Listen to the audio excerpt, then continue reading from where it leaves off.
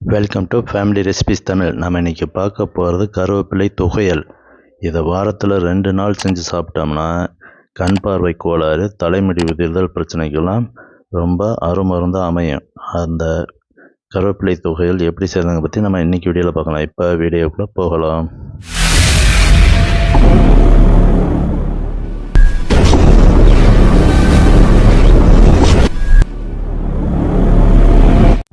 இப்போ நம்ம கருவேப்பிலை துவையல் செய்ய ஆரம்பிச்சிடலாம். கடாய் சூடானவுடனே 2 ஸ்பூன் ஆயில் போட்டு அதில் அரை லெமன் சைஸ் புளியை போட்டு நல்லா கிளறி விட்டு கருகாத அளவுக்கு கிளறி எடுத்துக்கலாம்.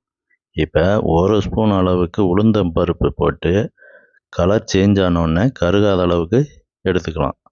அடுத்ததாக ஒரு 10 பல் பூண்டு அதையும் போட்டு 2 நிமிஷம் கிளறி விட்டுட்டு சின்ன வெங்காயம் 100 கிராம் போட்டு நல்லா கிளறி விட்டலாம். சின்ன வெங்காயம் தான் நல்லா டேஸ்ட் கொடுக்கும். அதுக்காக ஃபேமிலி ரெசிபிஸ் தமிழ் சேனலை லைக் பண்ணுங்கள், சப்ஸ்கிரைப் பண்ணுங்கள், பக்கத்தில் இருக்க பெல் பட்டனை எனேபிள் பண்ணுங்கள், ஷேர் பண்ணுங்கள். சின்ன வெங்காயமும் பூண்டும் நல்லா அரை வேக்காடு அளவுக்கு வெந்த உடனே 5 காஞ்ச மிளகாயை போட்டுக்கலாம். காரம் அதிகமாக தேவைப்படுறவங்க இன்னும் 2 சேர்த்து போட்டுக்கலாம். போட்டு கருகாத அளவுக்கு கிளறிக்கணும். இந்த சமயத்தில் 1 கப்பு அளவுக்கு கருவேப்பிலையை போட்டுக்கலாம். கருவேப்பிலை 1 கப் அளவுக்கு போதும், அதிகமாக போட்டால் டேஸ்ட் இருக்காது. 1 கப்பு போட்டு நல்லா மீடியம் ஹீட்டில் வச்சு நல்லா கிளறிக்கணும். இந்த சமயத்தில் 1/4 ஸ்பூன் அளவுக்கு பெருங்காயத்தூள் போட்டு கிளறி விட்டுடலாம். ஒரு மீடியம் சைஸ் தேங்காயில் அரை தேங்காயை துருவி இதில் போட்டலாம்.